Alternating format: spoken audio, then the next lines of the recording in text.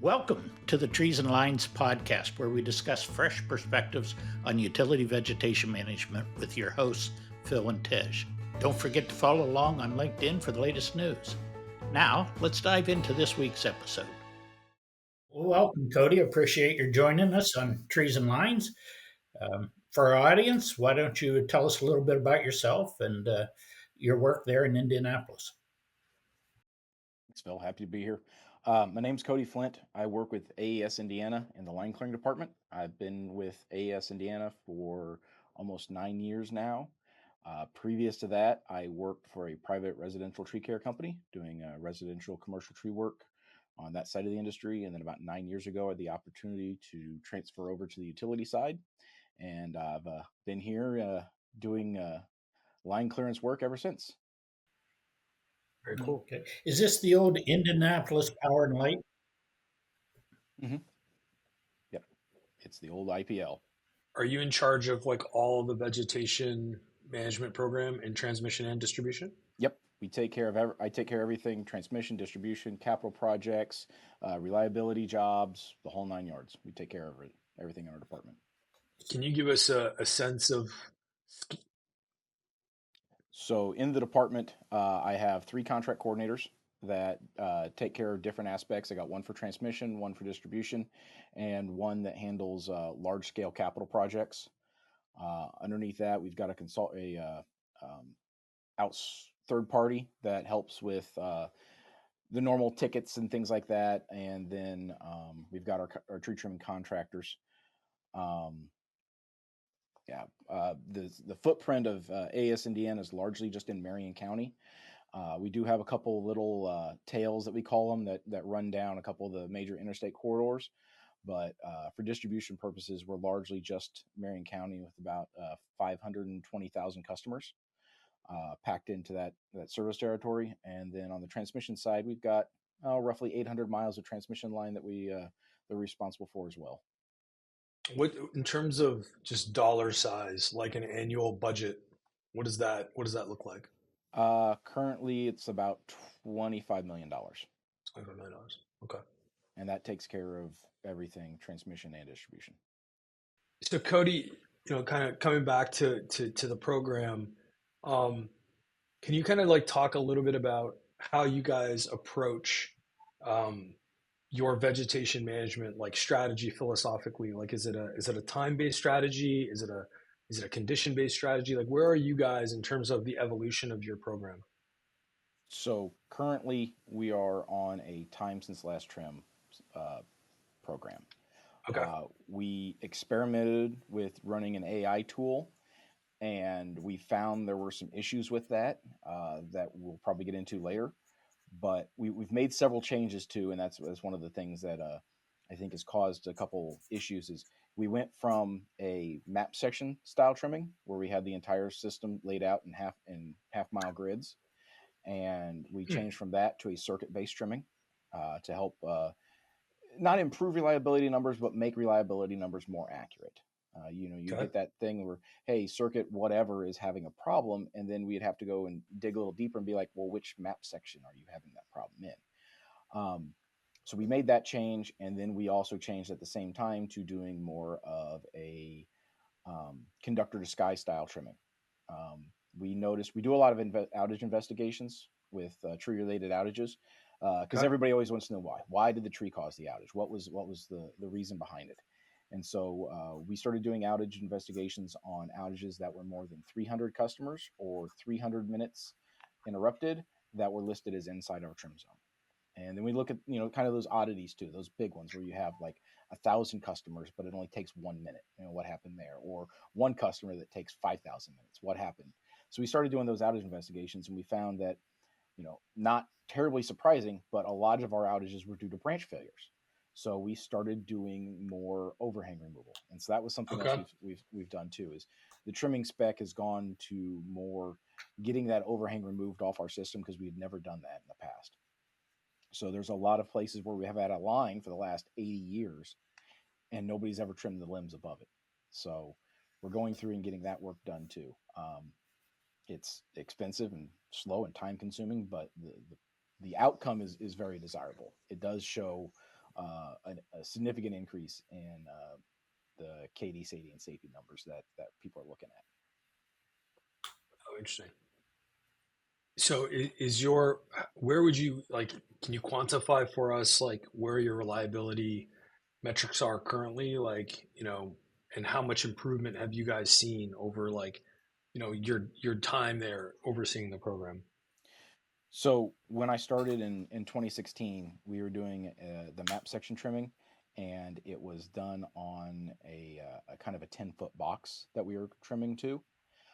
Reliability numbers were okay, but then as the years progressed and as budgets remained flat, but costs continued to increase like they always do, those Yeah. reliability numbers started to go up and get worse.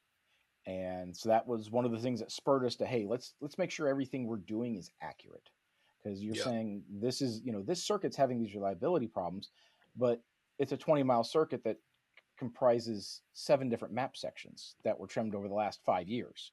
Yep. So it didn't gel real well. So we're like, let's get everything to align. Let's trim on a circuit style, so that way you can tell how the circuit's actually performing in a true Yep. fashion. And let's change that trimming spec so where we start actually affecting the reliability of it. The 10-foot box is fine, but it didn't improve stuff. You would have a small storm roll through and you get a significant number of customer outages, where we wanted to kind of harden the system a little bit. So we decided to make that change, and like with anything with trees, it takes time.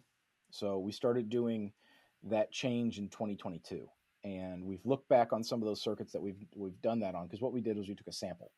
We took roughly 13 of our circuits and did that expanded trimming spec, is what we call it, on those circuits, and then we did the rest of the circuits that year under the normal box trimming. And then we've continued with that expanded trimming spec, but we've watched how they perform in relationship to those circuits that we trimmed on the box style, that 10-foot method.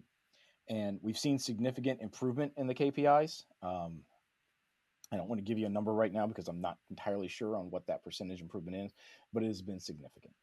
So it's been one of those things where I've taken that then to upper management and said, hey, here's a justification to why we are doing what we're doing. And yes, it is costly and it is slow. We're not getting the miles we want to get, but that quality of the mile that we are getting is significantly better than that alternative that we were doing. Mhm. You get longer lasting, the trim lasts longer, the trim holds better, and the outages you see are not directly related to things that we can control. Here in Indianapolis, we are governed by the Indiana Regulatory Council, IURC, Mhm. and we are very much at the we trim at the leisure of the customers, basically. So we don't have anything where we can go in and just say we're trimming your tree. So we have to get either consent or implied consent from the customers to do the tree work. So And what is that? Maybe talk to us a little bit about that dynamic. So, um, I'm guessing like a good portion of the work that you have to do requires that level of customer dynamic. And so, you know, I understand that complexity because, people love their trees and how they, they often serve a purpose in terms of privacy or aesthetic. So in that case, like, can you give a sense of like, hey, typically 70% of the time we're able to like solve that, or like what's the relationship like in terms of a math? so how we go about that is we are very forward facing with the customers as far as our plan. Yeah. We send letters out. We have notices put in the newspapers, and then before we've ever trimmed, we have someone actually go physically visit the property, make a plan, and leave a door hanger to help alert the customer that we're coming. And then even the day of trimming, our contractors are required to knock on the door to announce that they're there and to do the work. Part of the IURC rules that we are governed by state that if a customer doesn't respond within 2 weeks, that's labeled as implied consent. Now, it doesn't give us the rights to remove a tree. It just gives us the rights to do the trimming we need to do. So, Can um, they, but can the customer actually then just say, hey, look, I don't want this. Yep. So, Yep. So the customer okay. can refuse. And what we'll do is that's a multi-step process, and we will have someone go out and talk with that customer as soon as they refuse. Sometimes they refuse right to the notifier, and they're able to then have a discussion with the customer. And a lot of it just goes back to educating. Hmm. And we'll talk with the customer. If the notifier can't resolve that refusal, then it'll be sent to us and one of my contract coordinators, and we'll go out and we'll talk with the customer and try to find some type of resolution that really benefits both parties. Um, If sorry, just on that, let's say the customer refuses, and the tree in question causes, I don't know, a fire, like serious liability. Does that absolve the utility of any liability because they've now assumed that liability? I don't know. I'm not a lawyer. Okay, I just wasn't um, sure like how that, you know, how you guys view that, or like is that just a transfer of risk, or that's just not something that maybe is necessarily discussed? so one of the things in there in the tree ruling does state that if we do see a public safety issue, that we can go ahead and trim. We don't like to do that though. We would rather work with the customers and say, hey, this is an issue. Here's a problem. Can we find a solution where we can meet in the middle? And a lot of times it's that compromise of if our trimming spec is to go 15 feet to the side of the line, or roughly 5 years growth is what we say, 5 years growth. Maybe we don't trim for 5 years growth. Maybe we trim for 3 years of growth. Hmm. And instead of pulling all the overhang, maybe we don't pull the overhang on that oak. Maybe we only pull the overhang on that silver maple, but leave the overhang on the oak, and things like that. And we work with the customers. We try to find a solution that fits both of our needs reasonably well. Like you said, people love their trees. It's the privacy, it's the shade, it's Hmm. the cooling in the summer, it's the wind blocks, it's all that stuff. And we want to work with them because they're their trees, and we want to do the best that we can with them. Yep. No, understood. Um, the notifier, is that Mhm. is that more of a almost like a sales type role, or does that person have like tree knowledge, and like how have you guys built that in your team? So that's something we've changed recently. We did have a third party going out and doing the notifications and the planning. Um, it worked really well, but we saw some issues with that. One of them was that they largely had a background that didn't involve performing the tree work. So they may say this is a bucket tree or this is a manual tree and something like that. And then when the crews get there, now they're looking at it going, I can't get a bucket truck into that backyard, or I whatever it Mm. happens to be. So we've switched that recently, and we seem to be having a lot better results by having the contractors actually plan their own work. It just takes a link out of that communication chain, makes that time shorter, and the guys that are planning the work, or sorry, the individuals that are planning the work they know the people that are doing the work, and vice versa. So there's also a bit of responsibility there that they don't want to let their friends down and their colleagues down. They want to plan that work and make it good quality work so that when their friends show up to that job, they know that the person that planned it accurately, and that they understand um, the work's correct. So it's been going well, um, and having those notifiers with that background of actual tree work, they seem to actually relate a little bit better to the customer because they can tell the customer this is what's likely going to happen, and I know because I've been there and I've done it. Yep. And they Yep. can say that limb can go, that limb can stay, this tree needs to be removed, that one can stay, and it seems to uh, carry a little more weight with the customer. Hmm. Interesting. Okay. So, what type of contract do you have? Time and materials? Yep, we're on a time and material contract because in the contract we just rebid. We wanted to create this partnership with our contractors. We made it a 6-year contract. So we want our contractors to know that we believe in them and we want them to believe in us. And this is going to be a long term partnership. So we did a 6-year contract, and we asked them to provide us a cost per mile. And we also said that there would be a time and material portion as well. And we are using the time and material portion because this overhang removal that we're doing, it's the favorite word, reclamation of the system. and it's hard for them to get an accurate estimate of across the whole system for the next 6 years what that's actually going to be. So we feel that the best use of our customers' money is that time and material. And we go out and we have benchmarks that they need to hit as far as performance goals and things like that. And we watch that very closely. We have weekly meetings with them to say, hey, here's what you got done last week. Is there a reason why? Was it a slower week? Was it a denser area? Was there more manual work? Was there more bucket work and whatnot? We have these conversations with the contractors to make sure they're performing in the way we want them to perform. I had read an article that you had written a couple years ago where you were moving from the time based to a risk based system. And then when we talked not long ago, I understand you moved back. So, can you tell us a little bit what drove the first change and then what drove the change back?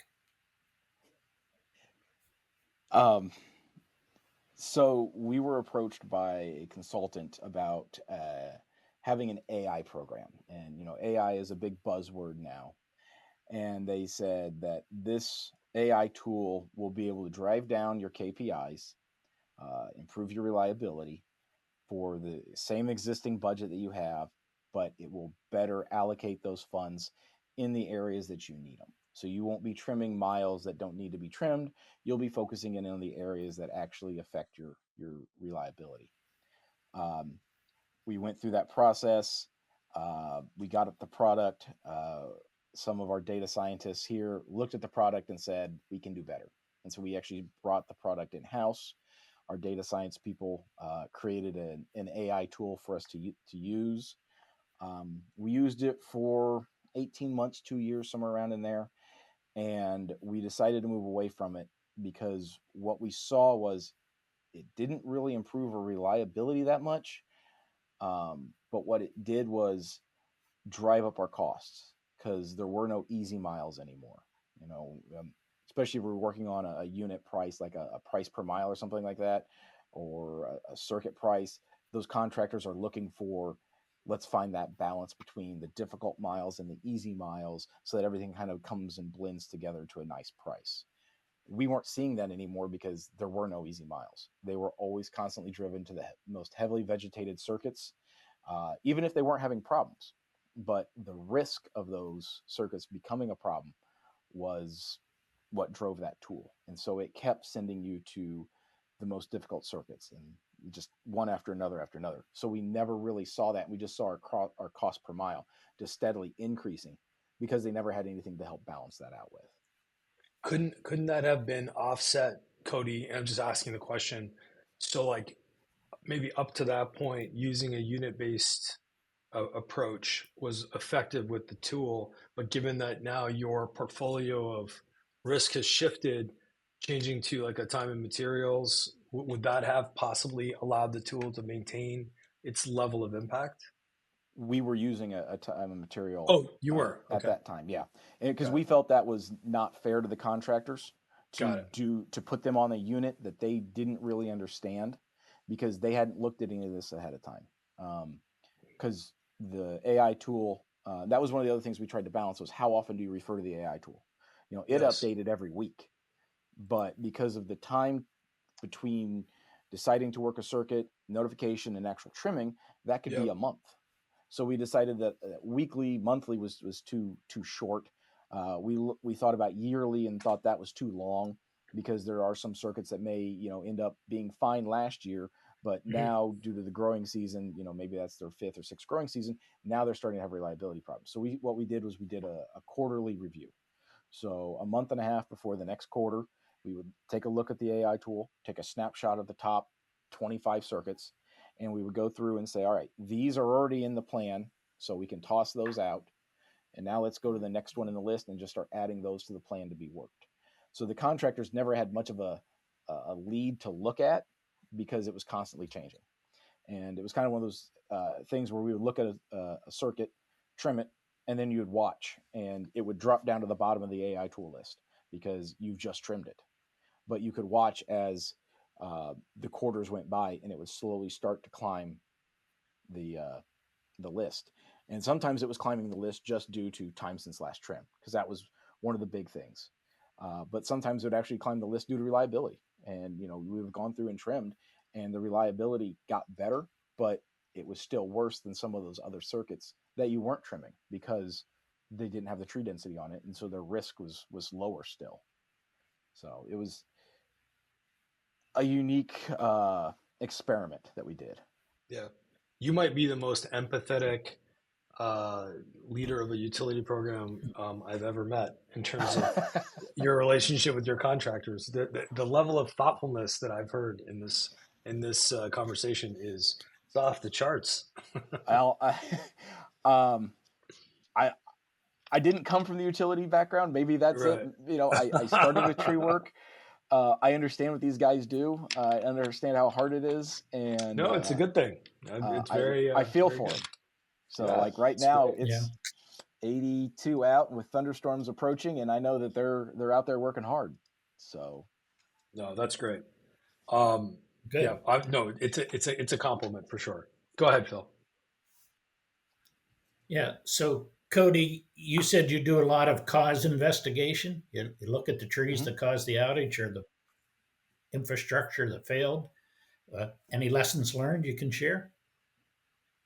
um, it's helped drive our program, and to me, that just saying veg is a problem is kind of the simple answer. And I wanted to be able to go to leadership and say, yes, veg is a problem, but here's why veg is a problem.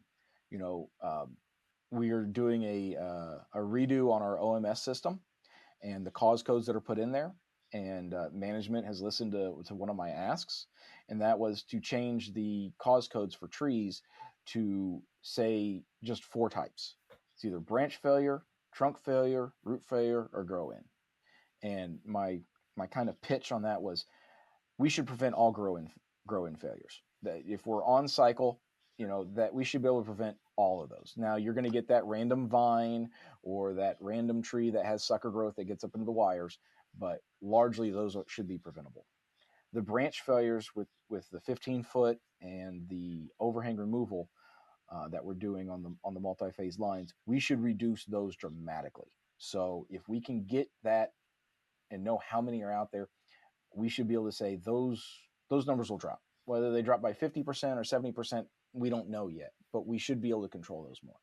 And then the last two, trunk failure and root plate failure, those are out of our hands. I mean, it's one of those things. We had emerald ash borer come through Indiana in 2006 through like 2012 or something, killed off almost all of our ash trees. And we still have lots of standing dead ash trees now, where you still see that failure point about hip high or at ground level. Um, so we wanted to have that so we could then tell, kind of paint the picture for management of what's going on in the field. If we're seeing a lot of trunk failures and root plate failures, we're sorry, but a lot of those are things that we can't control. They're outside of our trim zone. They're a healthy tree that looked healthy, but you had a 70-mile-an-hour wind that broke it apart or something like that. We need to focus on the things that we can control, which are those grow ins and those branch failures. So that's kind of how we used our outage investigations to kind of tell the story of what was happening in the field and the direction we wanted to move it. Are you doing much off right away?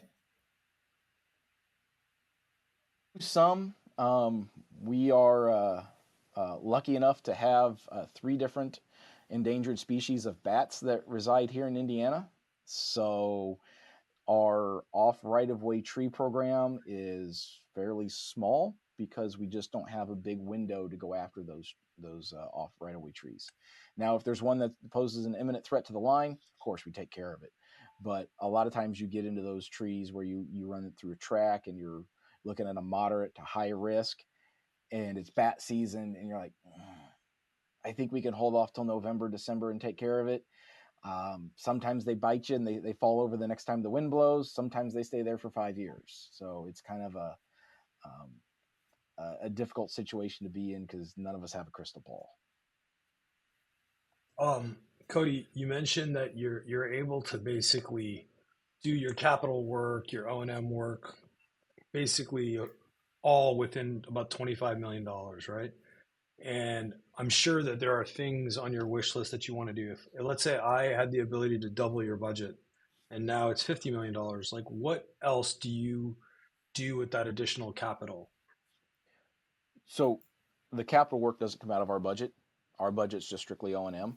Okay. If I had that additional funds though, one of the things we don't do, which I think would be beneficial, is we don't trim for standalone secondary. That's just one of the things we've had, a limited number of options to choose from, and we can only afford some. We don't trim for standalones. I think that would be a huge benefit to trim for those. A lot of them haven't been trimmed out since they were installed. Occasionally, we'll get capital projects to go take open wire and convert it over to parallel cable, but that would be my big target. If I had an extra however many millions of dollars, it would just start a program on that and go in and getting those standalone secondaries trimmed out, because those are the ones you're going to run into in storms where you're not going to get a bunch of customers out at one time, but you are going to see a lot of minutes build up because they are the hardest to repower. Oh, so given that, so that does seem like a meaningful impact on reliability. You can't make the case for that in your current budget. We are still going after pulling that overhang. So again, like I said, it's the trade-off. We feel that pulling that overhang and keeping those main lines and those two-phase lines in service is a bigger benefit than going after those standalone secondaries. I got you. Now, if we were to get through all of our multi-phase lines, that's very possible where we'll reallocate those funds to, is to going after those standalone secondaries. But again, there's always the trade-off. A lot of those standalone secondaries, they got a bunch of brush around them, and the people love those as screens to their neighbors. Yeah. And so it's that trade-off again. It's always that trade-off. So. And when that secondary goes out, it's one or two customers. When that three Yeah, phase you're goes talking a out, it's handful of thousands. customers. Yep. Yeah. Yep. So when you're looking at those reliability numbers, the main line being in is a whole lot more impactful than the secondaries.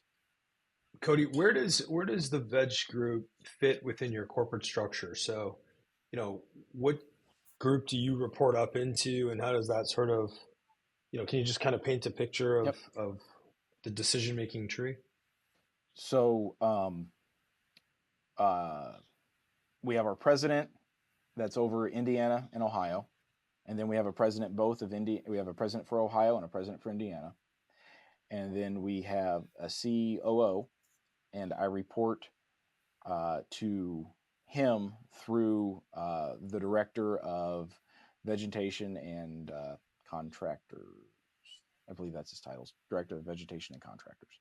So it's a very short chain between me and the ultimate president of AES Utilities. He knows me on a first name basis, so I don't Good know and if that's a bad. good thing. Yeah, I don't know if it's a good or a bad thing, It's but both. he knows It's me on both. a first name basis. So, Yeah. and we in the department here, we really like to educate, and it was just last week I took our COO out and showed him what some of the trimming was like. Showed him a single phase line that ran through a woods and that had been cleaned out and trimmed, and how difficult that was with the access and the terrain. And then I took him across the street to a different circuit, to a section of main line that ran through woods, and showed him what it looked like before trimming. So it was a good compare and contrast. And I think that really drove the point home that it's not a bunch of guys out there that are just hanging out in the truck and taking their time, that they're actually getting out there and they're doing a lot of work that's actually really impactful for the system. Because you walk down that single phase that was through a woods that was just trimmed, and you're looking at it going, this is really good. There's not going to be any issues with this for a long time. And if there are, it's going to be something that we can't control, because it's going to be a whole tree failure. And, like I said before, none of us have that crystal ball that's going to tell us which one of those trees is going to fail. Yeah. Interesting. The that is a pretty short path to I guess your top set of decision makers. You know, I know we were saying it's good and bad. I think personally, I think that's great because they're very aware of the risks to reliability and the impact that the veg group has. Oftentimes at larger utilities, there's a lot of layers, and there's not always an understanding of like the impact that your group. Um, I mean, I think it's changed over the years considerably across the industry, but that's pretty cool that you get that level of visibility, and there seems to be a pretty good dialogue about the kind of work that you guys are doing and the impact that you're having. That's pretty interesting. Yeah, um, it's nice that we're fully supported. You know, they understand what we're doing. Um, we're very transparent too. If they want to know what happens and there's an outage, we go out and investigate it, and we tell them like it is. And hey, that's inside the trim zone. That's on us. That should have been taken care of. Or that's outside the trim zone. Or we say, hey, we couldn't tell. We got to where the outage was. We found the sleeves were in the line, but we couldn't find a tree stump. We couldn't find a broken limb or anything like that. Go ahead and call it a veg related outage, because the people that responded first probably had the better view of it. But by the time we got there, it was gone. So, we want to be honest with everybody, and it's nice to have that support. There is the pressure that comes along with it too. They want to see improvements in performance, but it's nice to have that support of, these are the experts down in the line clean department. I'm a board certified master arborist. One of my contract coordinators is too. We're also track qualified. The two other contract coordinators are getting track qualified, and they're certified arborists as well. So we've got the knowledge, and leadership trusts us with that. And so that speaks volumes to us. That's great. That's great. Phil, did you have something there? I've never heard anyone say the first responders' answers were probably better because they were the first responders there. It's always they Didn't did say it they're wrong. always right. I said they were better. Okay. Um, Cody, it seems like you have a pretty good view of the AES problem set, right? You're like, okay, well, if I had some more capital, I would do this, and I generally have my program, up and running. We've tried some AI stuff. We know what works. We know what doesn't work. Is there a problem set that you face that you haven't quite had a solve for? Like you look at it and say, look, like it's not a capital problem. This is more of a technology problem. This is more of a topography problem, an event-based problem. Like, is there anything that you face as you continue to evolve this program that you're just kind of like baffled by? Customer education. Hmm. That's probably one of the hardest things to do, is customer education. And I just don't mean at the level of our customers. I mean also the level of local arborists too. We work very closely with a lot of the local arborists to help them out, because a lot of times they will run into issues with trees that are near power lines and need help, and we're more than happy to assist. It's those incidents where we get an outage that is tagged as private tree crew or public tree crew. It's getting those resolved. So hey, we don't want anybody to get hurt. We want you Of guys, course. the other arborists out there, if there's a tree that's questionable, you give us a call and we'll help and we'll work. Most of the time we try to give them the OSHA 10 feet of clearance so that they can perform their work. But there's times where the tree is rather sketchy, and we say, hey, because this is close to the lines, it's got some issues, let us go in there and take care of it, and we'll help out. Getting customers to understand right tree, right place. There's a lot of that. There's the education for customers on what easements actually are. There's a lot of times customers feel like, well, it's a utility easement, the utility owns it. And it's not the case. That's private property. It just gives us the rights to go in there and maintain and have our equipment. So it's that outreach part.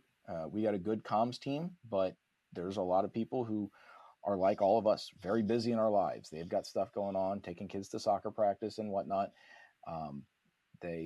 They don't notice some of that stuff goes by. There's times where the door hanger blows off, the letter gets delivered to the neighbor, things like that. And so it's just more of that customer outreach and education. No, that's great. I can see how that's complicated because that's not just science. There's an art to that, I'm sure. So, um, well, this was pretty interesting. As you know, we do this podcast, and we've had several conversations with people across the country. We've obviously never had a chance to chat with you, but it's always very fascinating to me to to hear the different philosophies as we move from east to west, north to south, how different footprints are prioritizing similar things, different things. Sometimes the challenges are similar, but when you get down to the local level, it's, what may work in Illinois may not necessarily work in Indianapolis. So it's a very curated sort of industry, and so it sounds like you're having some success. And congrats, on everything that you guys have got going on. And we really enjoyed the chat today. Thank you very much for taking some time. Thank you. Yeah, this was great. Phil, would you anything? Apologize for the delay. I'm just out of sync with you guys. No, Technology. Technology. There you go. See. No, Cody, thank you very much for today, and it was a pleasure speaking with you. This was a lot of fun. Sounds good. No problem. Anytime. Thanks for joining us today. Follow us on LinkedIn for updates and to tune in again to the Trees and Lines podcast.